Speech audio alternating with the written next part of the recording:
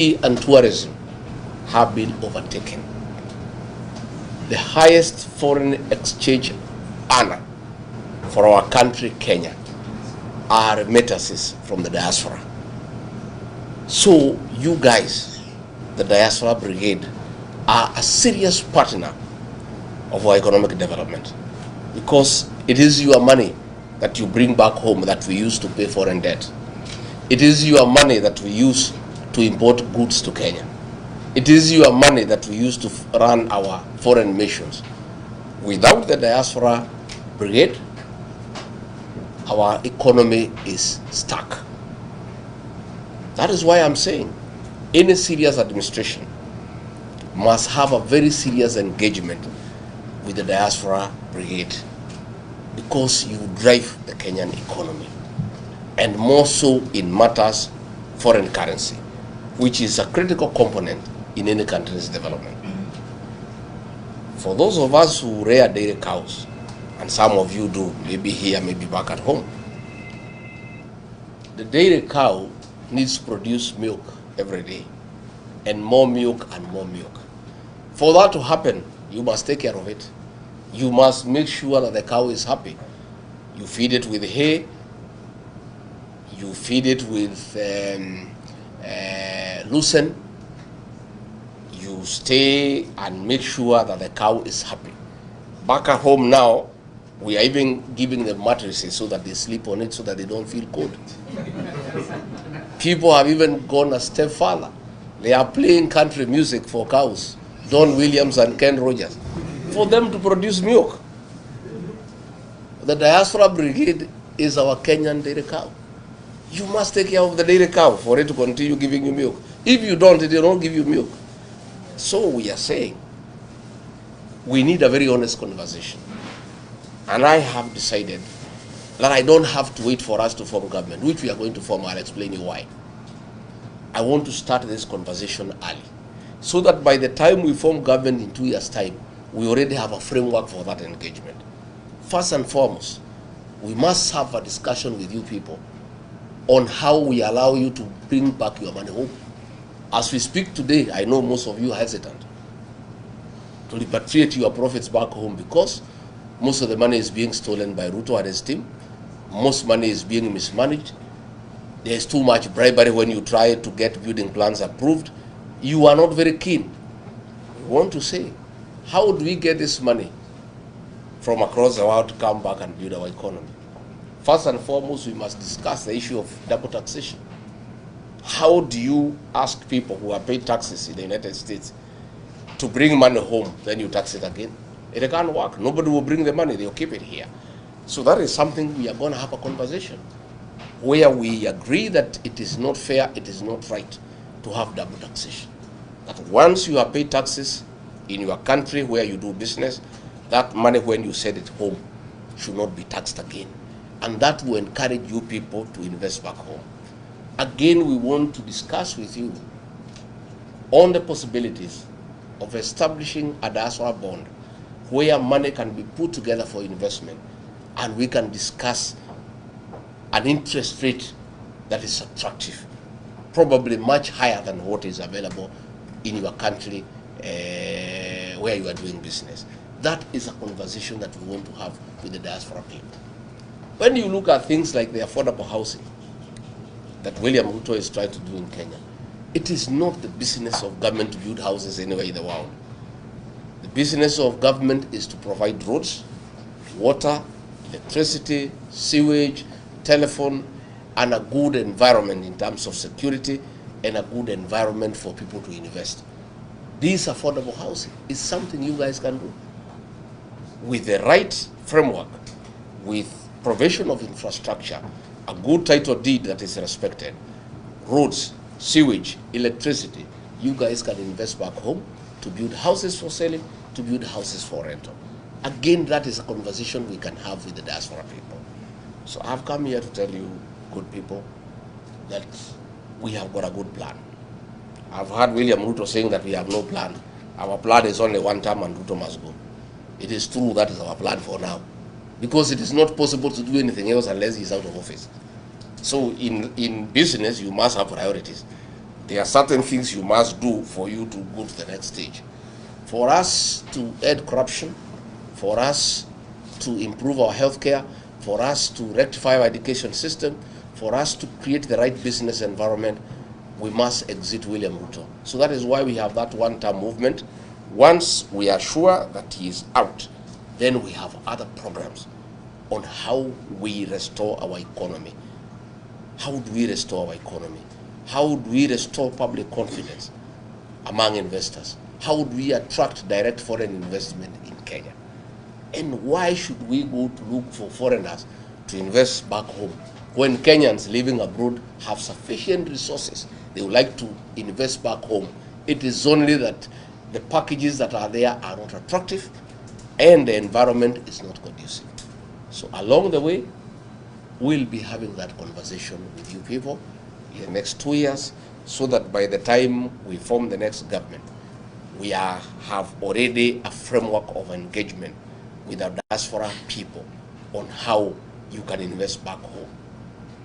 Today, you guys know about our economy and the way it has declined. It is on a nosedive. I heard Ruto saying that figures don't lie. Oh, we have a 9.4% economic growth. Oh, since I came, inflation has come down, I don't know, from 8% to 3%. Those are all figures. If you want to know whether the economy is doing well or not in Kenya, ask the diaspora people. They will tell you, because they are the ones who support families back home. The money you are sending home 3 years ago, you are sending twice or thrice the amount to do the same thing that you used to do, for shopping, for your mother, for your brother, for your relatives. So you don't need to be told by anybody whether we are doing well or not. You know, because the value of the shilling has gone down. What you used to spend 20,000 to go to the supermarket and do shopping for your parents back home, 20,000 used to be a full trolley. Today, 20,000, you can't do half a trolley. You just do a few bags and 20,000 is gone. So things are not working, things are not good. I've heard them shouting at me that I'm talking bad about my country abroad. I am not. I'm just talking about poor leadership. Kenya is a beautiful country, hard-working people, good people, but we have poor leadership that we need to fix for things to work. And we must also be honest people. I cannot come here and cheat you that we are doing well. I'll be a liar. I tell you, oh, things are very good, because you know differently, because you are doing things back at home. So mine is to tell you that we want to have an engagement with you going forward, and I want to assure you that there are good investment opportunities back home.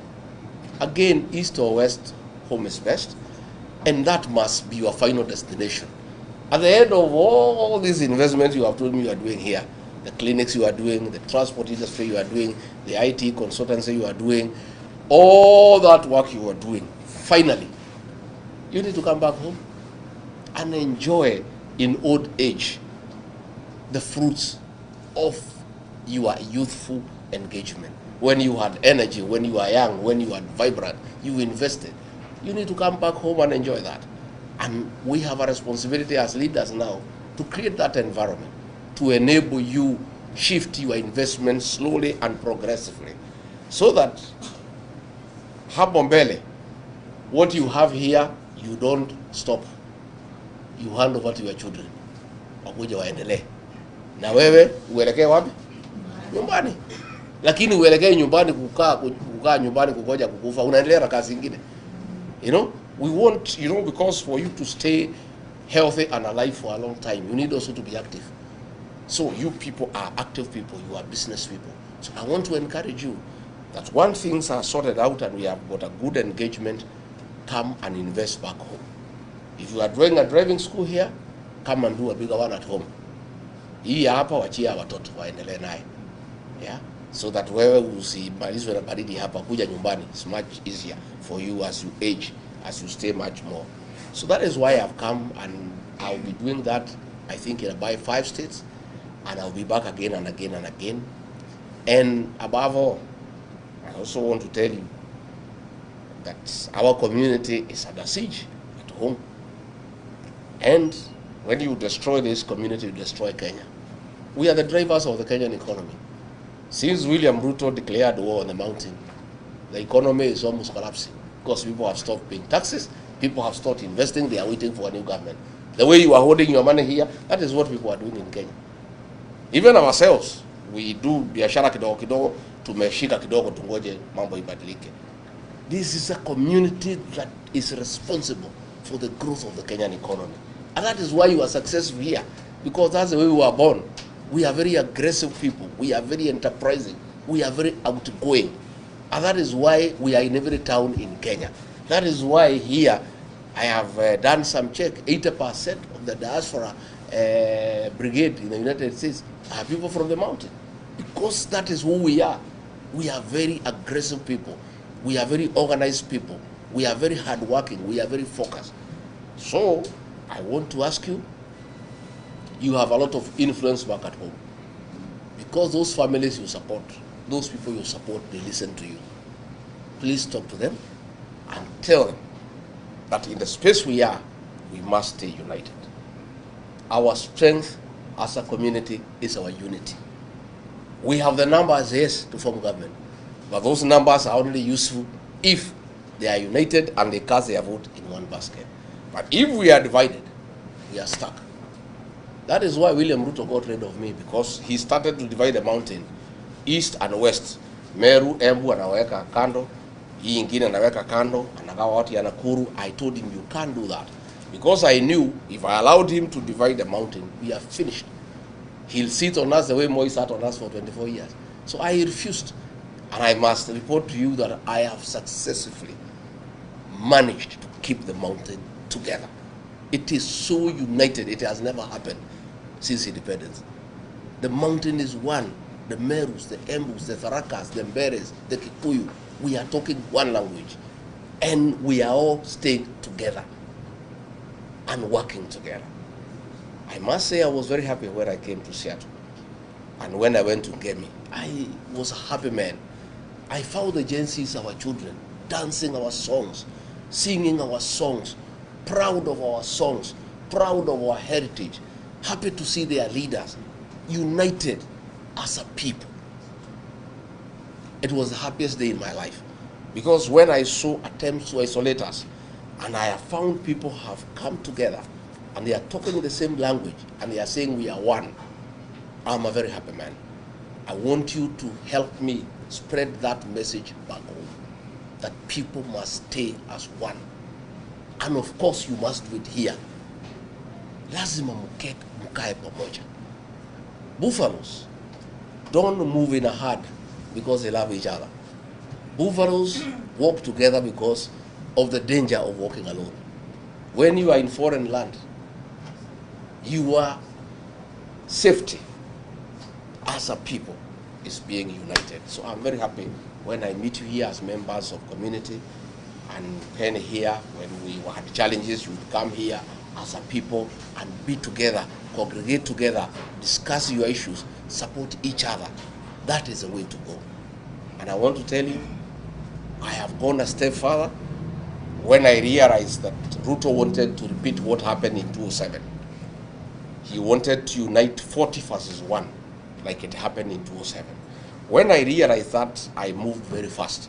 I consolidated the mountain behind me to speak as one, and then I started looking for friends. And that's where the cousin movement came from. The cousin movement has spread like bushfire. Yeah? Everybody now is a cousin. Isn't it? And these guys who wanted to isolate us have gone mad, wondering this cousin thing imetoka wapi. Hi kuzo, hi kuzo, hi cousin, hi cousin. Good. I'm telling you, the Kikuyu nation has been embraced by everybody. I went to Ukambani. They were happy to see their cousin. I went to the coast with the Mijikenda. Our cousin were here. I went to Luyaland. They could not even let the leaders there speak. They want to see their cousin. Yeah? By the way, I reached to Masaini, we had to agree they are not cousins, they are washemeji.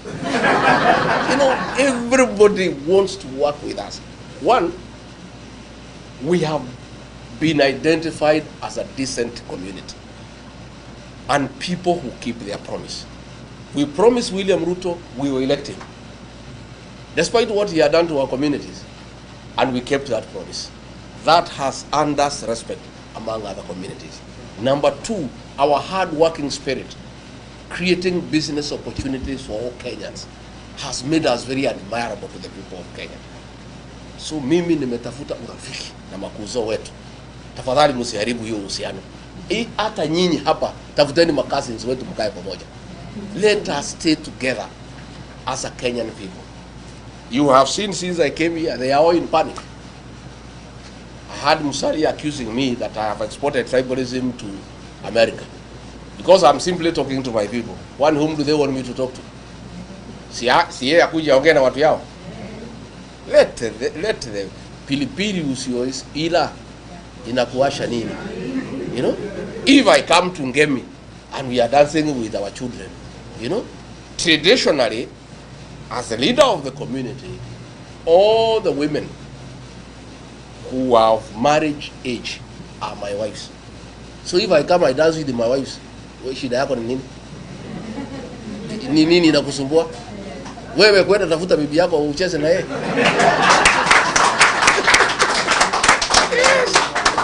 You know, they are so bitter. And they are bitter because they have seen we are united. You know, they thought you people in America don't care.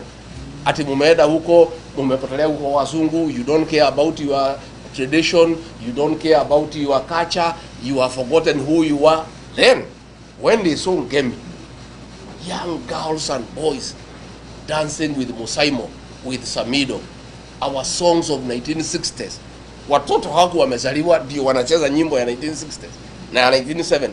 They realize this community is one. That is a bitterness. They are in every meeting wananikashifu. Yet the whole of today and yesterday, Musalia pande hiyo, Wetangula pande hiyo, wengine pande hiyo, and of course wasaliti wetu wakina Ichung'wa na Kionjuri, wale wanatumiwa na Ruto kumaliza jamii yetu. They are all attacking me that have brought tribalism to America by simply coming to talk to our people and for them realizing that our unity as a community is worldwide. And that is what we must do. Na mimi nakwambia tukiketi pamoja, hakuna mtu atatukalia, hakuna mtu atatuweza, hakuna mtu atachukua biashara zetu. I must tell you, hao watu, they wanted to take over our businesses. Watuue, wachukue biashara zetu. Lakini hakuna mtu atakubali. When we had problems in Sabasaba, I think you must have followed. And they tried to say, no, hii shida iko Kenya, ni Wakikuyu wamelete, ndio wanataka Ruto watoke. Wakenya wengine hawana shida. Hey, people from all communities said, no. If anybody who wants Ruto out is a Kikuyu, I'm also. I was the happiest man that all communities defended us and said that what we are doing is the right thing. So I want to assure you that nobody will isolate us. We are part of the Kenyan nation. We are the drivers of the Kenyan economy, and will prevail and will stay in peace with other Kenyans, and will not allow anybody to come between us and other Kenyans. And I want you to be proud of your origin. I want you to be a proud Mount Kenya person, wherever you are. Never shy away. And when you are among yourselves, mzungumze lugha ya nyumbani. Why do you want to talk the language of the colonials when you are among yourselves? I have no apologies to make to anybody, myself. You know, Ruto would be very unhappy with me when we went with him to the mountain. Anaongea, akiniita, mimi naongea nyumbani. Watu wanapiga makofi, naongea Kiswahili hapo mwisho. Akiniuliza mimi namwambia mimi si Mchina, mimi si Mzungu. Tulikuwa Murang'a. Hii watu ya Murang'a, you want me to speak to them Kiswahili, why? And they are my people, we are the same people. I'm there, I'm one of them, they are there. There is no other community in the meeting except yourself.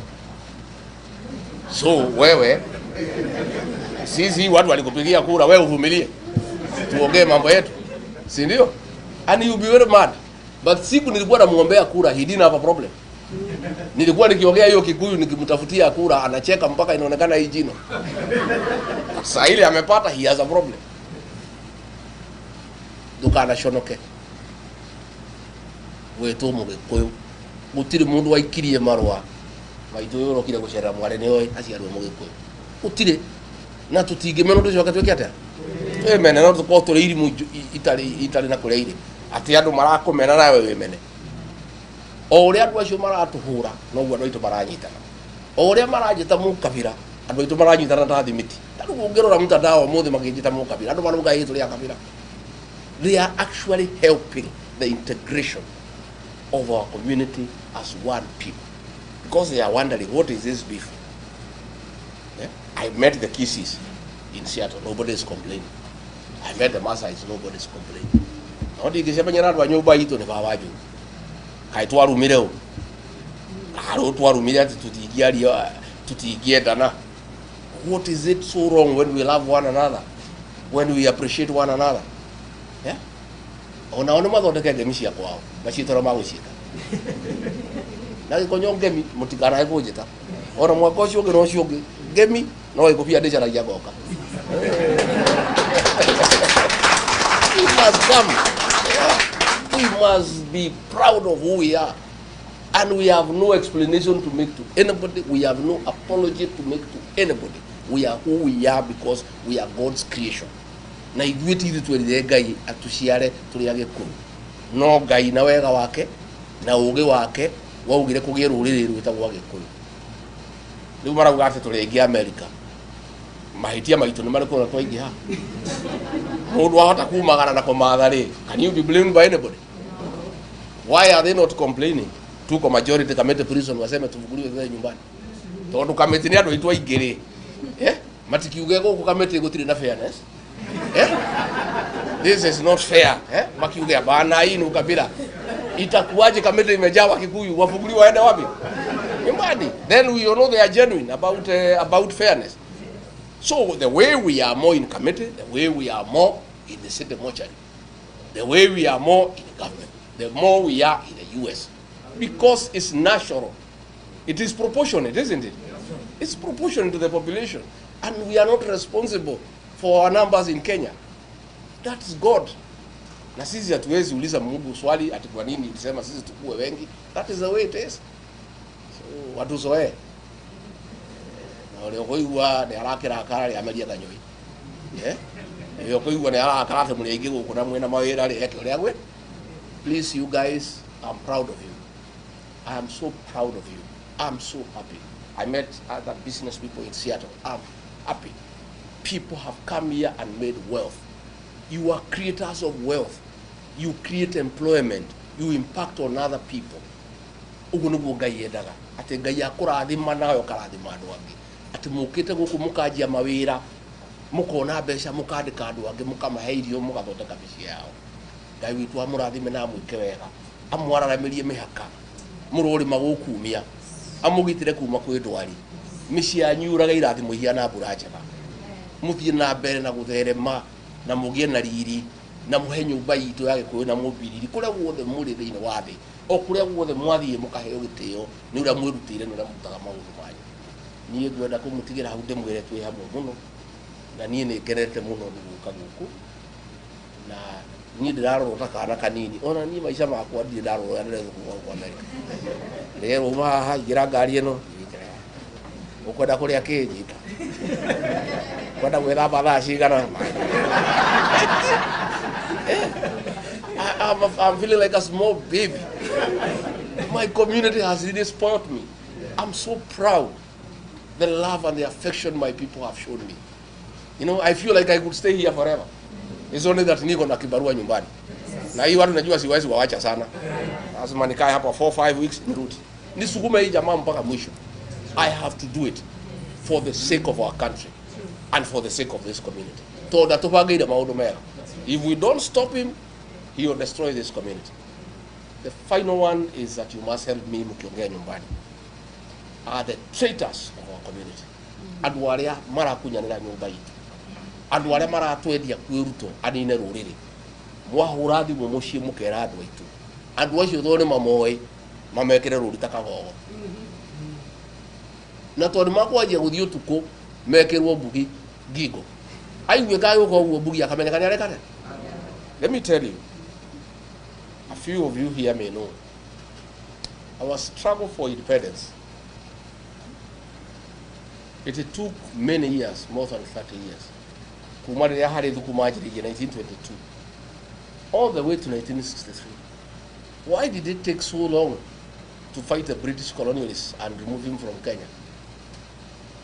Bare yo yari tuhirio ne gati na tukonia na kunyaniria ruriri to ne omera kamuthugu haria bau mawire to ne omoe guruga haria ire ne omoe haria mundu angihitha andu acio ne omari tuhirie bara yitu andu aya mena ruto ne omaratuma nyumba yitu ihuru okoro matire nake ona tigeneo magurire ndangĩahotire gũtũingata obici ahũthĩrire andũ aitũ indo icio nĩ irathũkire Nairobi ciothe ararutire mbeca iranengerwo Maina Njenga aracaria andũ a Mũngĩki maracina indo cia nyũmba itũ na anake acio maracinire nĩ andũ aitũ aheshimu arĩa marabangire nake nĩ andũ aitũ problem itũ ta community nĩ akunyanĩria rũrĩrĩ onao metereirwo ũguo we want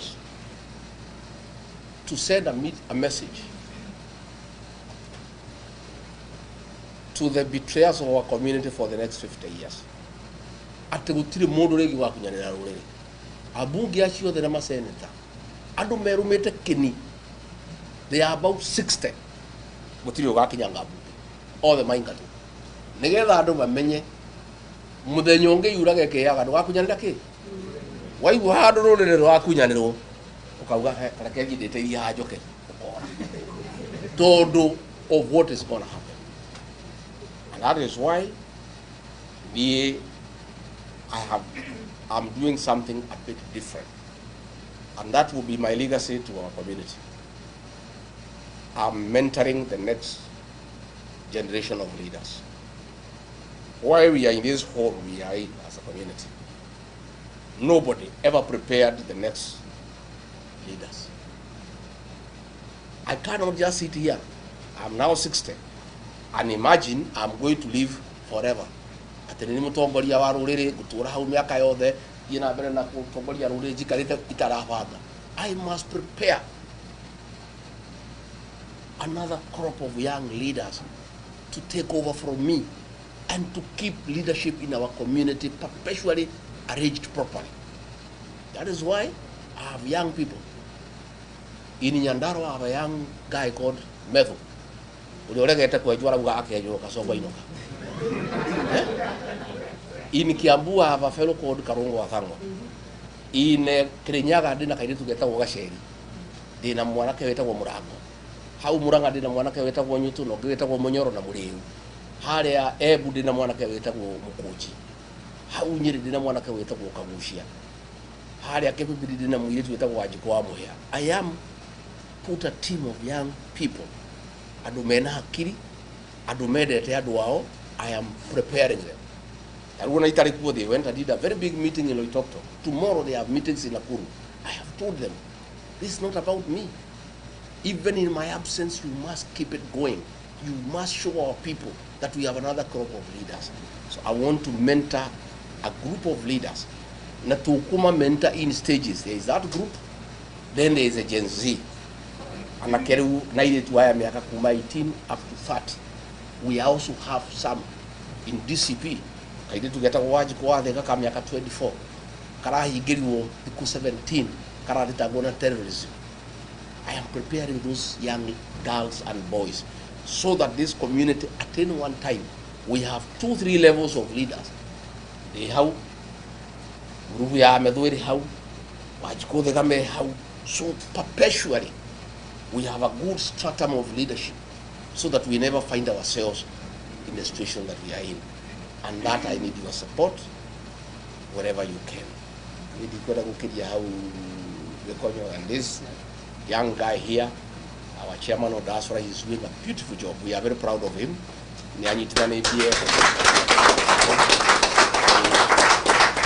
I am amazed by the level of organization. I'll be going to Baltimore, I'll be going to California, I'll be going to Texas, and I'll come back. I need to go to Atlanta, Georgia. I need to engage our people. I must come and talk to them and encourage them to remember home and to always prepare for coming back home. and invest back at home. Niye gwenda kumutigana ciugo cia wendani, muikare mwendanite, muikare mukiguanagira tha, be your brother's keeper, always reach out and find out how the other one is doing. God put us together as a people, gave us one language. God would like us to stay together. Na niye gutiri undu ndirenda in my leadership. If I achieve that, to unite our people to speak as one, and then provide a stratum of a succession stratum, so that this community has good leaders at any one time. Unamo digiona muguda guko ngure njoke guko digiona kurutaira mutaga ne ngokenoga muno. Uniona dige wero cio wa Kenya dige nyumba itu ni anyitana ina tongoria ega ire tuna na kemara rora ruriri. Uniona njoke njarie guko ikara gutono ko kwega. Ni I'll be a happy man. That is all I desire. I want nothing else. Ni gusirikitu ndirenda. You know, I chana kwa ine net tumaira twakwa. I have food to eat. I want nothing. I just want our community to be one. I want our community to be respected. Nidirasho no kire muno, nidirasho no kire. Pie wa ruto witagwo Farouk Kibet. Akira muitimia witu witagwo Sabina Chege. Arugame mbere ya andu ati athiuruki ogwo mona thutha wake. Ni muronire moyo? Did you see it? Yeah? Were you embarrassed? I mean, it's the greatest humiliation to a community. Because if you want to humiliate a community, you humiliate their women. Because atimia neo mahua maitu, na nikio gekeno gitu, na nikio ni mahua maria twiroragera. Koguo ngenda kunyururia ruriri shonora atimia a ruriri. Ati akamwira wewe mama, sui mama ako sawa. Ebu sukuka, ebu muangalie. Sasa huyu mama simkiwa na yeye kitandani utaamka ukiwa na furaha asubuhi. Have you seen that video? I mean it's one of my most painful moments as a leader of this community. I felt so humiliated and so demeaned. Ati ruto na andu ake haudu ni ho matukinyetie. Niona digibure mamudo hieta kwa Farouk, dabure Sabina Chege. When she was being told to go around, she was just giggling and laughing as an object. When they are discussing her sexuality, she's just grinning and laughing like it's a very beautiful thing. The same thing they were doing to us. Wake, age kanya mwita go empowerment. Anakia wake magatwarirwo ngari cia matatu, magatwarirwo nduthi, magatwarirwo power saw, magatwarirwo posho mill, magatwarirwo mataki ma mai. Gwitu ri kidiki akanegerwo mboco noe arehere andu aitu mari. Na mboco icio ri itirahe. Leure kore ari ciana cia ruto makirumia nduthi, makirumia matatu, makirumia posho mill, na kwa gwitu nda cia andu aitu no kurumaire gate.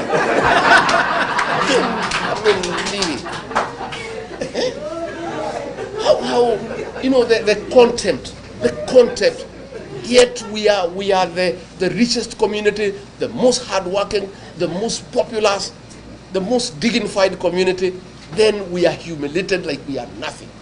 Ati maituguo na we no ogota kumuheirio agati idara ini ni arite ena kodo eterire bosho kilo emwe ane bosho itarahea. Call your mothers and tell them never. Nikabararire niguo I kodo gota kumuheirio ri nikaboroke murego kwa America. Maituguo ati we urathu kuma guku wina biashara. Ati maituguo agatinda hari ari teraini eterire kidiki ena na kodo kanini eterire heo bosho kilo emwe. Ainuke na bosho icio itirahea. You know,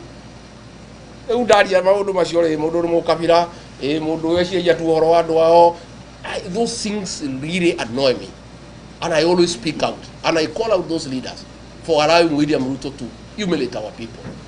Need dignity for our community. I want you people the way I found you. Gakora mwenado usharuta hawira kuna uciarutaga kuna uciarutaga wira kuna nona atumia ora mathakarite agekira kinyamu kia buru mahua maitu. That's what I want. Ni uguo niguo ni nyendaga atumia itu ni mahua maitu ri akwirorera kati gwa rume. We are happy when we see them looking beautiful, dressed well. They are our beauty, they give us joy.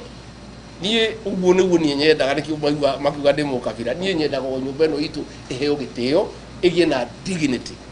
O mundu ethukumire ya kanitha-ini ngera father ni father ni ndirahoya Ngai muthenya mwa muthenya atimia mekirire itambaya cia CWA mekirage tu muthenya wa giathi thiko ici ingi tondu na mbeca ciake agathia gekirwo kinyungu igathiurukio gacwire gagekate gagira tondu ngunugo turenda.